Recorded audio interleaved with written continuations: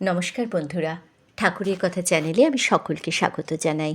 পরম গুরু শ্রী শ্রী রাম ঠাকুরকে প্রণাম জানিয়ে প্রতিদিনের মতো ঠাকুরের কথা নিয়ে আমি অন্তরা আপনাদের কাছে সকল বড়দেরকে প্রণাম জানাই। সকল বন্ধুরা ভালো থাকবেন, সুস্থ থাকবেন এই কামনা করি। আজকে ঠাকুরের কথা শ্রী শ্রী ঠাকুর রামচন্দ্রদেব স্মরণে গ্রন্থ থেকে শুভময় তত্ত্বের কথাই আপনাদেরকে শোনাব। গুরু বাক্য কখনোই অবহেলা করা উচিত নয়। আজকের পর্ব এই নিয়ে সঙ্গে থাকুন। শুরু করছি আজকের কথা শুভময় বাবুর কথায়। পাহাড়তলি শ্রী শ্রী কৈবল্যধাম প্রতিষ্ঠা 2-1 বছর পর শ্রী শ্রী ঠাকুরে আশ্রিত তাহার কয়েকজন বিশিষ্ট ভক্ত কলিকাতার উপকণ্ঠে ঢাকুরিয়াতে একখানা আশ্রম প্রতিষ্ঠা করার ইচ্ছা করেন এবং তাহারই অনুমতি লইয়া একখানা গোল পাতা ছাউনি বেশ বড় ঘর নির্মাণ করেন। উক্ত আশ্রম প্রতিষ্ঠার দিন শ্রী শ্রী ঠাকুর ওই ঘরে প্রবেশ করেন। ওই দিন তথায় কীর্তন ও ভোগাদির যথা নিয়মে ব্যবস্থা হইয়াছিল।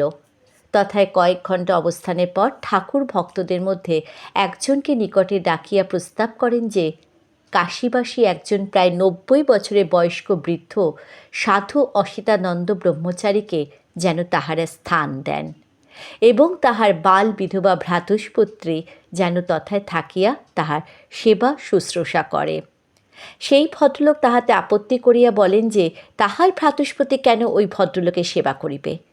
তিনি ঠাকুরে ওই বাক্য পালন করিতে পারিবেন না বলিয়া ঠাকুর অগ্নিমূর্তি ধারণ করিয়া এই আশ্রম ভূতের আশ্রম, তাহাদের খেলা কৌতুকের স্থান ইত্যাদি বলিয়া তৎক্ষণাৎ ওই ঘর হইতে বাহির হইয়া যান। হঠাৎ ঠাকুরে ওই অবস্থা দেখিয়া উপস্থিত সকলে অত্যন্ত ক্ষুব্ধ ও স্তম্ভিত হইল, কিন্তু কেহই তাহাকে কিছু বলিয়া প্রতিনিবৃত্ত করার চেষ্টা করিতে সাহস পাইল না। ঠাকুর চলিয়া যাওয়াতে অতি অল্প সময়ের মধ্যে যেন সেই উৎসব আনন্দের স্থান নিরানন্দ ও বিষাদে আচ্ছন্ন হইয়া চিরতরে ভূতের স্থানে পরিণত হইল এবং ওই প্রস্তাবিত আশ্রম সংশ্লিষ্ট সকলেরই আশ্রম সম্পর্কীয় সমস্ত আশা ভরসা নির্মূল হইল। এই ঘটনার বৎসরেক পরে আমি শ্রী শ্রী ঠাকুরকে লইয়া ওই আশ্রমের স্থানেরই অতি নিকটবর্তী মতিবাবুর ঠাকুরিয়া বাড়িতে গেলে কৌতূহল হয়ে ওই আশ্রমে স্থান দেখিতে শ্রী শ্রী ঠাকুরের অনুমতি চাইলে তিনি আমাকে তথায় যাইতে স্পষ্টভাবে নিষেধ করিলেন। মতিবাবু আমাকে বলিয়াছিলেন যে ওই গোলপাতার ঘরখানা তখনও খালি অবস্থাতেই পড়িয়াছিল।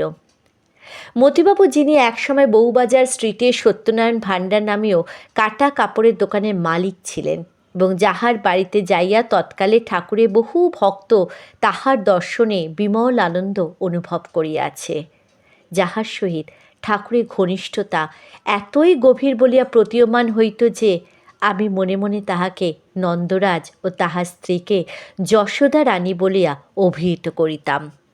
তিনিও সময়ের দোষে একবার ঠাকুরের কথা অবহেলা করায় অন্ততপক্ষে বাহ্যিকভাবে তাহার কোপ দৃষ্টিতে পড়িয়াছিলেন এবং কয়েক বছর তাহার দর্শন লাভে বঞ্চিত হইয়াছিলেন। ওই সময় মতিবাবুর আর্থিক অবস্থা ক্রমশ অবনতির দিকে যাইতেছিল। একবার আমি শ্রী শ্রী ঠাকুর সহ সত্যেন্দ্রবাবুর 20 নম্বর সাউথ এন্ড পার্কের বাড়িতে থাকাকালে সত্যেন্দ্রবাবুর নিকট মতিবাবু ঠাকুরের অদর্শনে ও নানা কারণে অত্যন্ত মানসিক অশান্তিতে কাল কাটাইছেন বলে শুনিয়া ঠাকুরকে মতিবাবুর বাড়িতে নেওয়ার জন্য যথাসাধ্য চেষ্টা করতে কৃতসংকল্প হইলাম। কারণ মতিবাবু তাহার স্ত্রীর অতি মধুর সস্নেহ আতিথ্য আমি কয়েকবারই গ্রহণ করিয়াছি। ঠাকুর একবার না বলিলে কিছুতেই সহজে হ্যাঁ বলেন না। ইহা জানা সত্ত্বেও সভয়ে অতি বিনীতভাবে একবার অল্প সময়ের জন্য হইলেও মতিবাবুর বাড়িতে যাওয়ার জন্য অনুরোধ করিলে তিনি প্রথমত একটু অনিচ্ছার ভাব দেখাইয়া পরে রাজি হইলেন। আমি অত্যন্ত প্রফুল্ল চিত্তে আরেকজন ভদ্রলোক সহ শ্রী শ্রী ঠাকুরকে মতিবাবুর ঢাকুরিয়ার বাড়িতে নিয়ে যাই। অনেক দিন পর ঠাকুর দর্শন পাওয়া সত্ত্বেও মতিবাবু কি তাহার স্ত্রী কোনো ভাব বিহ্বলতা দেখিতে পাইলাম না।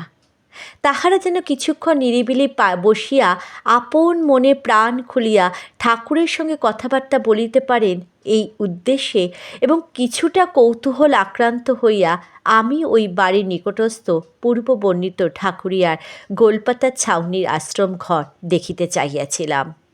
কিন্তু শ্রী শ্রী ঠাকুরের অনুমতি না পাওয়ায় মতিবাবুর নিকটেই বাধ্য হইয়া বসিয়া রইলাম। ওই সময় ঠাকুরের সঙ্গে তাহাদের কথাবার্তা প্রায় কিছুই হইল না। অল্পক্ষণ তথায় বসিয়া ঠাকুর পুনঃ আমাকে সঙ্গে করিয়া সত্যেনবাবুর বাড়িতে প্রত্যাবর্তন করিলেন। শ্রী শ্রী ঠাকুরের কথা না মানিয়া নিজেদের সীমাবদ্ধ মন ও বুদ্ধির আওতায় পড়িয়া আরও অনেক ভক্তের নানাভাবে মানসিক অশান্তি ভোগ করার বিষয় অনাবশ্যক বোধে এখানে উল্লেখ করিলাম না। এই প্রকার দৃষ্টান্ত হইতে আমার মনে হয় যে ঠাকুর আমাদিওকে এই শিক্ষাই দিয়াছেন যে গুরু বাক্য আমরা বিন্দুমাত্র যেন অবহেলা না করি। যদি এক চুলও তাহার কথার ব্যতিক্রম করিয়া নিজ বুদ্ধি পরিচালনা করি তবে পরিণামে দুঃখ ও অশান্তি অনিবার্য। তিনি বর্তমান ও ভবিষ্যতের মঙ্গলের জন্য নির্দেশ দিয়া থাকেন।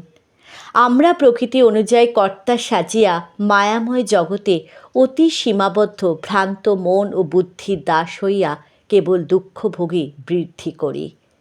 গুরুবাক্য অতি নিখুঁতভাবে পালনের যথাসাধ্য অবিশ্রান্ত চেষ্টা করাই আমাদের পক্ষে সর্বপ্রকারই মঙ্গল হয়।